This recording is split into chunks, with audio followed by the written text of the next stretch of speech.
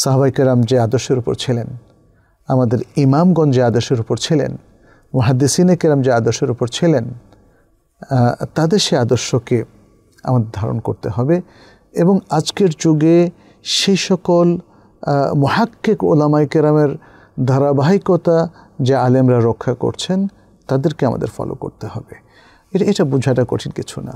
কারা ইলম নিয়ে কথা বলেন, কাদের বিহেভিয়ার সুন্দর, কারা আসলে ইসলামের মৌলিক এবং অথেন্টিক জিনিসগুলোকে বহন করেন এবং সে এলেমটা মানুষের সাথে শেয়ার করেন, এটা একটু দেখলে, চোখ কান খোলা রাখলে বোঝা যায়। ঠিক যেমনটা আমরা বুঝি বাজারে গেলে কে ভেজালহীন, ভেজালমুক্ত জিনিস বিক্রি করে আর কে ভেজাল যুক্ত জিনিস বিক্রি করে।